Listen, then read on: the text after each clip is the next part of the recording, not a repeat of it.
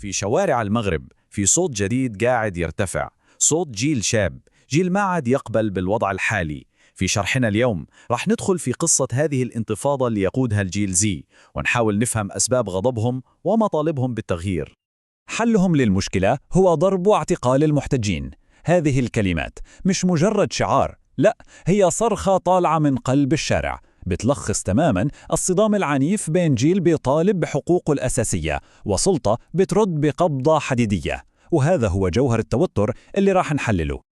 فالقصة إذن أكبر بكثير من مجرد مظاهرات.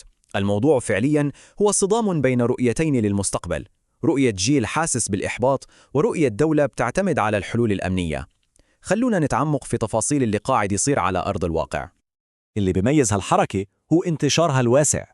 يعني ما كانت مجرد احتجاج في العاصمة، لا، كانت انتفاضة شملت أكثر من 11 مدينة. ومع كل مرة كانت المظاهرات بتوسع فيها، كان الصدام مع قوات الأمن يزيد عنف، والمطالب الخدمية تتحول لمواجهة مباشرة. 200 شاب وشابة ورا القضبان. الرقم هذا بحد ذاته مش مجرد إحصائية، لا، هو رسالة واضحة جدا من السلطات. ما في أي تسامح مع هذا الحراك، وهذا مؤشر على حجم القمع اللي بيواجهه المحتجون. بس الأرقام لحالها ما بتحكي القصة كاملة، صح؟ طيب، شو اللي ولع هالغضب أصلاً؟ شو هي الشرارة اللي دفعت هالشباب يخاطروا بكل شيء وينزلوا على الشارع؟ خلونا نبحث عن الجذور العميقة لهالانتفاضة. عشان نفهم اللي بيصير لازم نعرف إن هالغضب ما انولد فجأة بين يوم وليلة، هو نتيجة تراكم سنوات من الإهمال وشعور عام بأن الخدمات الأساسية من صحة وتعليم تدهورت لدرجة ما عاد ممكن السكوت عنها.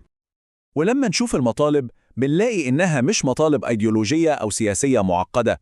الناس بتطالب بالأساسيات، مستشفيات تعالج مرضاهم، مدارس تعلم أولادهم، وفرصة يعيشوا بكرامة. يعني هي مطالب إنسانية بحتة. وأحياناً بتيجي مأساة بتحول الإحباط المكتوم لغضب عارم بهز بلد كامل. وهذا اللي صار. وفاة 8 نساء كانوا على وشك يصيروا أمهات وبمستشفى واحد. هالفاجعة كانت هي الشرارة اللي حركت الشارع. وهون في كلمات هالأب منشوف جوهر الحركة كلها.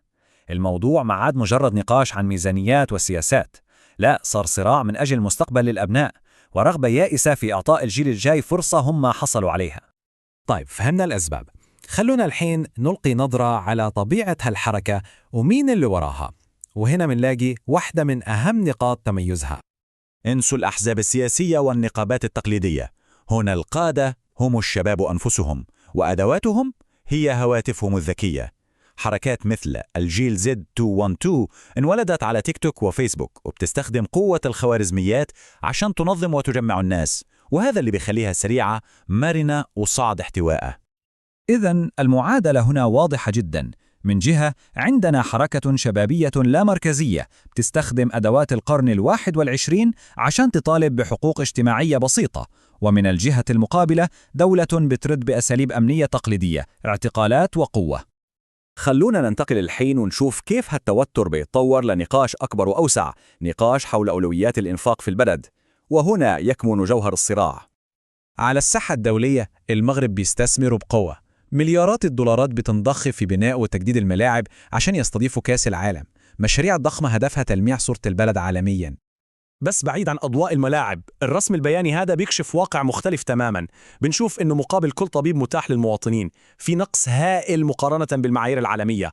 المفارقة الصارخة بين الإنفاق على الواجهة وإهمال الداخل هي بالضبط اللي بتصب الزيت على نار الغضب الشعبي. الموضوع صار أعمق من مجرد خلاف على السياسات. الخبراء بيحذروا من شيء أخطر، انهيار كامل للثقة بين المواطن والدولة. طيب، كيف وصلت العلاقة بين الطرفين لهالطريق المسدود؟ واحد من المحللين شبه الوضع بمكالمة تليفون ما حدا بيرد عليها. تخيل إنك بتتصل مرة ومرتين و10 عشان تعبر عن احتياجاتك، وفي كل مرة ما بتلاقي أي رد. مع الوقت بتفقد الثقة، وهذا بالضبط اللي بيصير. الرسالة اللي بيوجهها الخبراء واضحة، وهي عبارة عن تحذير. تجاهل هالصرخات ما راح يخليها تختفي، بالعكس ممكن يؤدي لانفجار أكبر. غياب الحوار الحقيقي اليوم ممكن يكون تمهيد لانتفاضة أوسع بكرة. إذن إحنا أمام مشهد معقد، جيل غاضب ودولة بترد بقبضة أمنية وثقة شبه منهارة. السؤال الكبير اللي بيطرح نفسه مش بس شو رح يصير بكرة، بل شو هو مستقبل العقد الاجتماعي في المغرب كله. هل رح تنفتح قنوات للحوار أو رح نشهد المزيد من الصدامات؟ الإجابة على هالسؤال رح تحدد مسار البلد لسنوات جاي.